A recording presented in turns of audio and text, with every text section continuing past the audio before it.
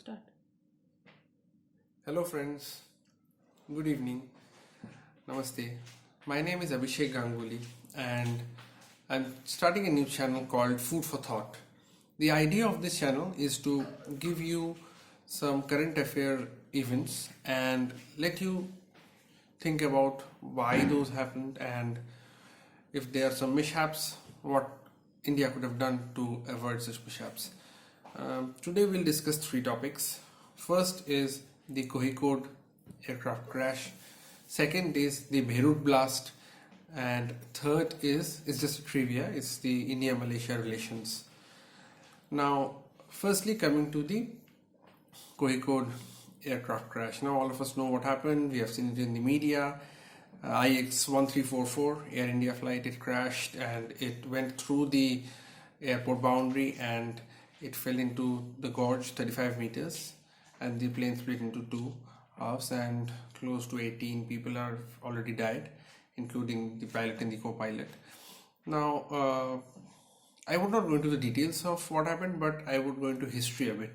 So in 2010, another similar incident happened in Bangalore airport, and at that point of time, a committee was set up under Captain Mohan Ranganathan, and he gave a few suggestions. Now, in 2011, actually, he and his team, they sent out a report to the then Civil Aviation Safety Advisory Council chairman, mentioning especially this Kozhikode airport, that this is another potential time bomb, like it's an accident waiting to happen. Now, we don't know if anyone did anything about that. So maybe they did, maybe they didn't. What we do know is in 2013, this committee was actually dissolved and Captain Mohan Ranganathan and his team were dissolved. Now in 2018, there was an extension of the runway that was carried out. The construction happened in 2018 in Kozhikode. And another point here to note is Captain Mohan Ranganathan has also said that the same risk still persists in two other airports of India, Patna and Jammu. Now, coming back to Kozhikode, there is an international standards. There's an international standard here. The United Nations International Civil Aviation requirements is that there's a particular length of the runway safety area that should be maintained in all airports. Now, that was maintained here in this airport, so it's not that India has just flouted every other norm. However, the same United Nations International Civil Aviation requirements give a recommendation that there should be a 150 meter buffer zone. Now that is a recommendation, but that was not present in this Kozhikode. Now whether that could have averted this or not is another question. Now I would let you think about it and let you decide why this happened. Was it a part of the safety chalta hai attitude by our government and by not only this government, by all governments, and by the ignorance of DGC and other regulators, or by some other, it was caused by something else, maybe the weather. But however, we should note here that the same pilot has landed in this airport 20 times before this. So with all this data, I would let you think through it. The second point now, the Beirut blast.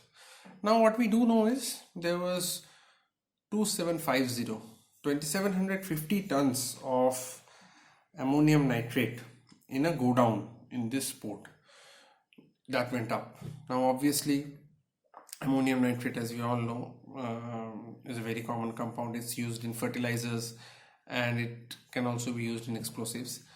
Now, how did this amount of ammonium nitrate reach that place? Now, although the incident is very sad, many people died, but how it reached there is a funny story. There is a Russian ship called Rosus, RHOSUS. This Russian ship was actually, it's a very old ship and it's in dire conditions, like it's not at all maintained. Now, this ship was actually, it's now operating under the Moldovan flag, and the one Russian guy actually hired this ship to take this huge amount of ammonium nitrate from Georgia to Mozambique. Now, Mozambique is an African country and it's a mining nation, like a lot of mining happens. So they need this for industrial explosives so that they can carry out their mining activities. Now, what happened was this guy, this captain, he came in through Middle East and then he had to go through the Suez Canal. Now, funny story, he didn't have the money to pay and take his ship through the Suez Canal. So you need to pay some money to enter and cross the Suez Canal. So he thought, okay, I'll take my ship to Beirut. I'll load in some machinery and equipment, and that machinery and equipment also needed to be transported to Africa. He thought, with that money, I'll pay for the Suez Canal transit. But when the ship went to Beirut, the machinery couldn't be loaded on the ship, and the crew abandoned the ship, and then the Lebanese authorities seized the ship and they put it in the go down. That's the history of how this much of ammonium nitrate reached the go downs.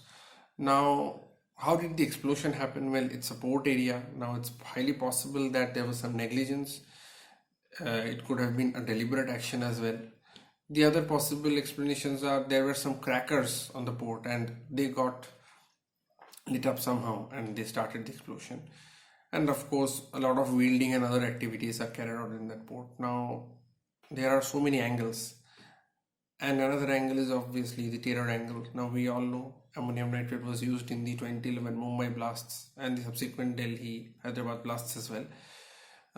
There is a Hizbul angle to that as well. Hizbul is a terror group which operates and tries to carry out terror attacks against Israel. I'd leave it at that and I would let you think through it and come to your own conclusions. That's enough of thinking and all. I would like to now bring up my next topic, my final topic, which is the India-Malaysia relationships. Now, we all know Mahathir, who was the earlier Prime Minister, he raised his voice and he brought up India's internal issues such as abrogation of Article 370 and the Citizenship Amendment Act. Now, it could have been to please our beloved neighbor Pakistan, or it could have been some other agenda. However, it was none of his business. Now, the government has changed. Mohiuddin Yassin is the new Prime Minister. Prior to this change, obviously in January, India stopped its palm oil import, and we all know Malaysia is a primary exporter of palm oil. Now, however, with this new government, India's relationships with Malaysia is slowly getting better. India has restarted the imports of palm oil since May, and India has also restarted some other imports such as sugar, rice, high-speed diesel. We are hoping the relations improve, and another point to be noted is on this August 5th, which is the first year completion of abrogation of Article 370, we did not see any unwanted comments from Malaysia. So with that, I would stop the heavy stuff. Now it's food for thought. So we would look at what all I would have for dinner and what all I've cooked with the help of my wife. So I'll quickly show you. So that's tandoori chicken, that's fish fried, and that's some prawns. That's it, guys. Signing off for today. Bye bye.